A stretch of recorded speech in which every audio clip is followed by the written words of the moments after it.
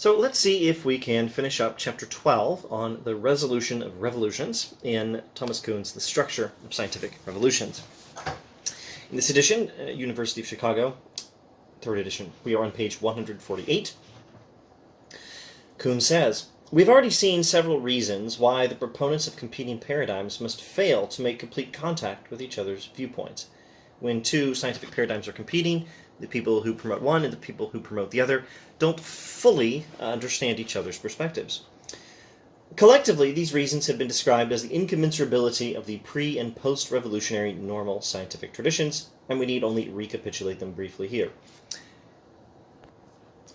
In the first place, the proponents of competing paradigms will often disagree about the list of problems that any candidate for paradigm must resolve. In the standard illustration I keep using, standard for this series anyway, normal science has an idea of how the world works and presumes that idea is correct, and with that assumption in mind proceeds to try to figure things out and explain the world a little better, solve a few puzzles from the perspective of its theory about how the world works, and try to give a more thorough account of the world from that perspective. Solve some puzzles according to the current dominant paradigm. There are always some puzzles that have not yet been solved, and you wouldn't particularly want them to be solved, otherwise scientists wouldn't have much work to do. So, that's normal science. This leads to, eventually, some puzzles that cannot be solved, which eventually provokes a crisis in science, where the old paradigm isn't working anymore. There's some serious problems it can't solve. There's serious questions it can't answer, puzzles it cannot resolve, leading to a paradigm shift, a scientific revolution, establishing a new normal scientific tradition. Using Kuhnian language, normal scientific tradition. So the old normal scientific tradition and the new normal scientific tradition, or rather, the people who promote one normal scientific tradition and the people who promote the next normal scientific tradition don't fully understand each other. And one reason that is that they don't agree about the list of problems that any candidate for paradigm must resolve. Because this old paradigm had been adopted because it solved some serious problems that an even older paradigm couldn't solve, and that was really important. But the new paradigm solves these problems that the old one can't solve. And the proponents of the new paradigm think those are the really important things that a good scientific theory needs to solve. And the old paradigm doesn't think so. It was quite satisfied with what had already been accomplished by its old paradigm. Their standards or their definitions of science are not the same. Must a theory of motion explain the cause of the attractive forces between particles of matter? Or may it simply note the existence of such forces? Newton's dynamics was widely rejected because, unlike both Aristotle's and Descartes' theories, it implied the latter answer to the question. When Newton's theory had been accepted, a question was therefore banished from science. That question, however, was one that general relativity may proudly claim to have solved. Newton was initially rejected because he only noted the existence of attractive forces between particles of matter. He wasn't trying to explain it. And once his theory was widely accepted, the theory that the perspective that says we need to explain these things was largely abandoned, until a new scientific paradigm came along with Einstein, which wanted to actually answer those questions that Newton didn't even think needed to be answered. More is involved, however, than the incommensurability of standards. Now on the top of page 149. Since new paradigms are born from old ones, they ordinarily incorporate much of the vocabulary and apparatus, both conceptual and manipulative. That means the mental tools we use for thinking through things, and the physical tools, like the laboratory instruments that we use for investigating things. New paradigms are born from old ones, and they normally incorporate much of the vocabulary and the conceptual and manipulative physical apparatus like lab instruments that the traditional paradigm had previously employed. But they seldom employ these borrowed elements in quite the traditional way. Within the new paradigm, old terms, concepts, and experiments fall into new relationships, one with the other. The inevitable result is what we must call, though the term is not quite right, a misunderstanding between the two competing schools. Now, again, you need to have an example to think through this, and Kuhn is very good at giving examples from the history of science. And really, his method of doing philosophy of science largely involves looking at the history of science to know what science is and how it works. So, he has to give examples. Here's his example for this one. The layman who scoffed at Einstein's general theory of relativity because space could not be curved, it was not that sort of thing. were not simply wrong or mistaken, nor were the mathematicians, physicists, and philosophers who tried to develop a Euclidean version of Einstein's theory.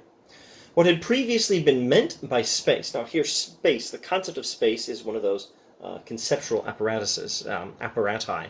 The concept of space is a conceptual apparatus. It's an idea for thinking through things. What had previously been meant by space was necessarily flat, homogeneous, isotropic, and unaffected by the presence of matter. If it had not been, Newtonian physics would not have worked. To make the transition to Einstein's universe, the whole conceptual web, whose strands are space, time, matter, force, and so on, had to be shifted and laid down again on nature whole. Only men who had together undergone or failed to undergo that transformation would be able to discover precisely what they agreed or disagreed about. Communication across the revolutionary divide is inevitably partial. So space as a conceptual apparatus, a tool, an idea that is itself a tool for thinking through the world.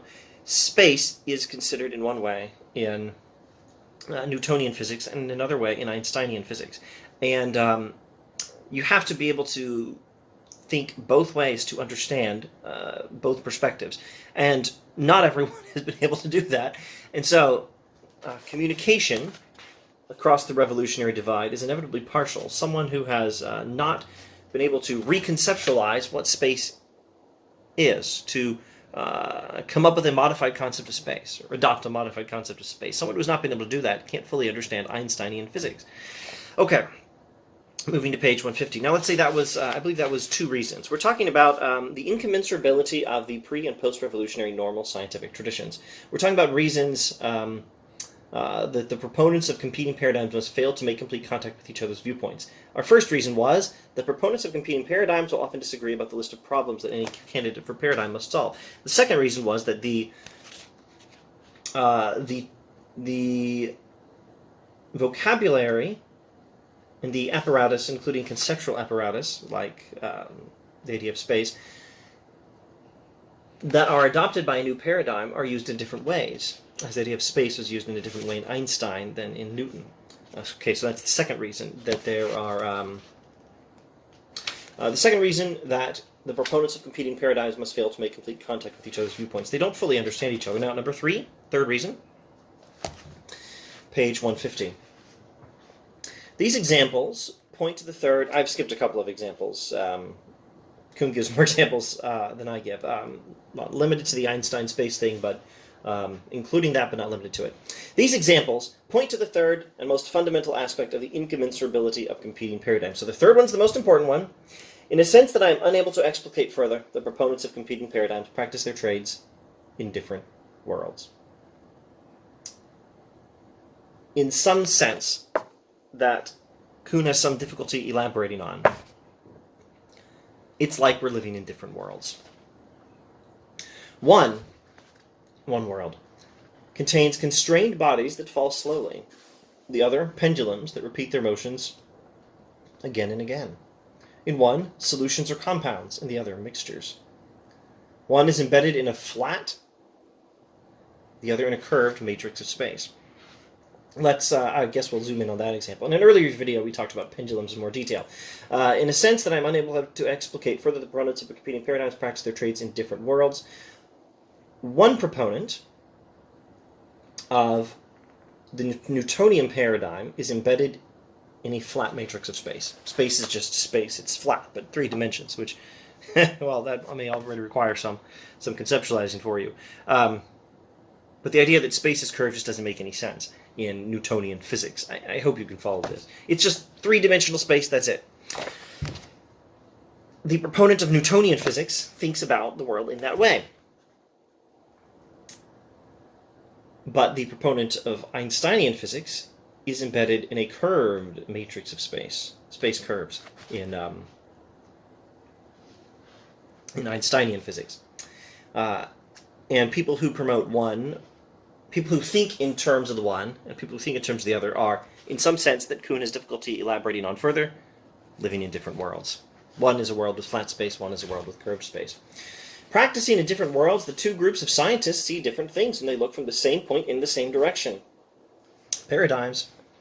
Again, that is not to say that they can see anything they please. Both are looking at the world, and what they look at has not changed. In a very important sense, there is still a world, a mind-independent world, which we are perceiving, which science is busy studying. In a very important sense, this is still an objectivist perspective on science, or at least it's not totally subjectivist. There's still a world. We still have to check our theories against the world, but our theories affect how we see the world, paradigms. Both are looking at the world, and what they look at has not changed, but in some areas they see different things, and they see them in different relations, one to the other. And that is why a law that cannot even be demonstrated to one group of scientists may occasionally seem intuitively obvious to another. Equally, it is why, before they can hope to communicate fully, one group or the other must experience the conversion that we've been calling a paradigm shift. In order to communicate fully, one group of scientists or the other will have to be able to experience that paradigm shift. We'll have to be able to see the world from either perspective. Just because it is a transition between incommensurables, the transition between competing paradigms cannot be made a step at a time, forced by logic and neutral experience. Like the Gestalt switch, it must occur all at once, or not at all. He notes parenthetically, though not necessarily in an instant, the shift from seeing the duck to seeing the rabbit, or hearing Laurel to hearing Yanny, may not be something that happens instantly, but it has to happen all at once, or it doesn't happen at all. The transition between competing paradigms cannot be made one step at a time, forced by logic and neutral experience. No, you just have to change your whole way of thinking, though you may be able to change it slowly. How then are scientists brought to make this transposition? And part of the answer is that they're very often not. These facts and others like them, etc., are too commonly known to need further emphasis. I skipped a paragraph or so. We're on page 151. But they do need reevaluation. These facts, what I skipped was some passages about scientists. You know what? Let's not skip it at all. Page 151. Max Planck, surveying his own career in his scientific autobiography, sadly remarked that a new scientific truth does not triumph by convincing its opponents and making them see the light, but rather because its opponents eventually die and a new generation grows up that is familiar with it. Sometimes a new scientific truth triumphs because its opponents get old and die, and a new generation of scientists has been trained to see the world from that perspective grows up. Well, maybe I'm reading a little of Kuhn into Planck. A new generation grows up that is, Planck says, familiar with the new truth. These facts are commonly known, but they do need reevaluation. In the past, they have most often been taken to indicate that scientists, being only human, cannot always admit their errors, even when confronted with strict proof. The traditional way is to say that when one old generation of science cannot adopt a new scientific theory, it's just because scientists are fallible humans. They haven't been able to see the logic. They haven't been able to accept the logic of the arguments for the new theory that they aren't accepting. Kuhn responds, I would argue rather that in these matters neither proof nor error is at issue. The transfer of allegiance from paradigm to paradigm is a conversion experience that cannot be forced. Lifelong resistance, particularly from those whose productive careers have committed them to an older tradition of normal science, is not a violation of scientific standards, but an index to the nature of scientific research itself. Scientific research itself relies on seeing the world according to these paradigms. And a new paradigm is not any more rational than an old one. A scientist who refuses to go along with a new paradigm is not for that reason irrational. Now, having said that, Kuhn still believes there's such a thing as scientific progress. The new paradigm does seem to explain the world on the whole better than the old one. It's very appropriate to adopt the new paradigm. So Kuhn is subtle.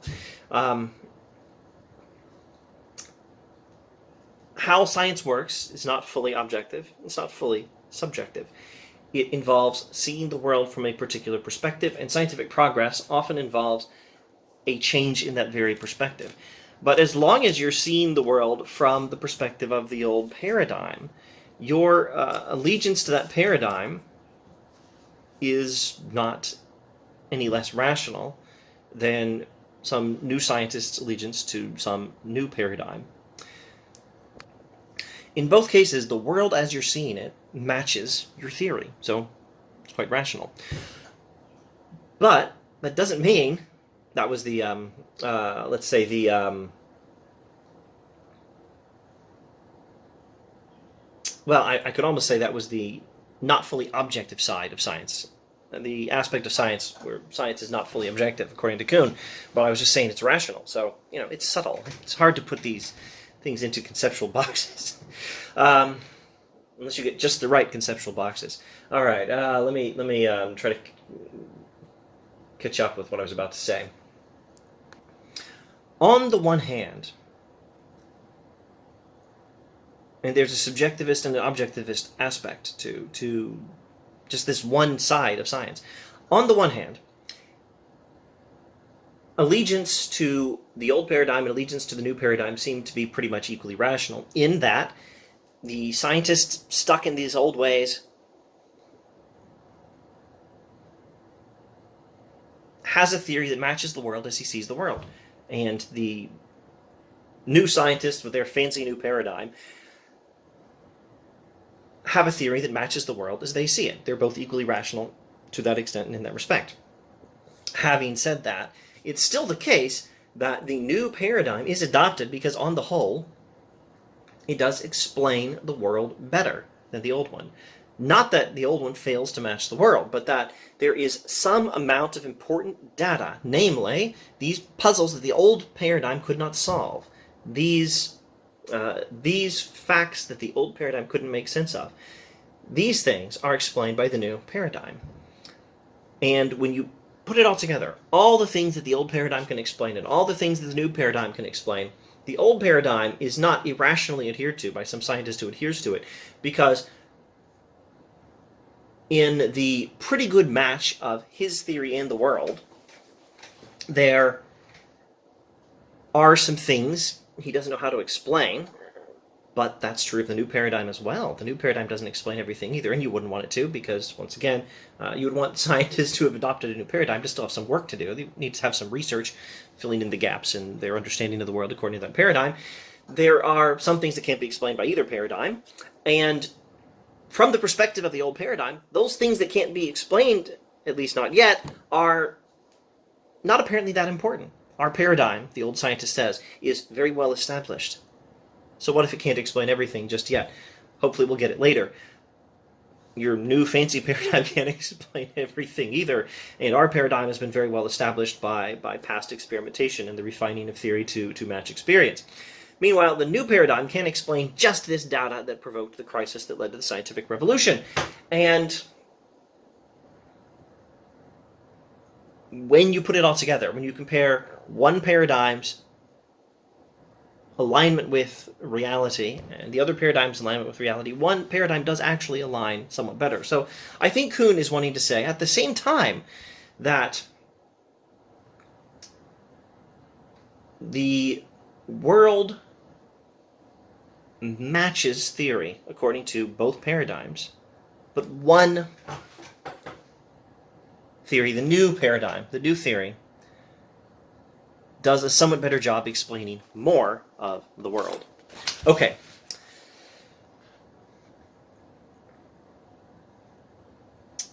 To say that resistance, page 152, to say that resistance is inevitable and legitimate, that paradigm change cannot be justified by proof, is not to say that no arguments are relevant or that scientists cannot be persuaded to change their minds, though a generation is sometimes required to effect the change.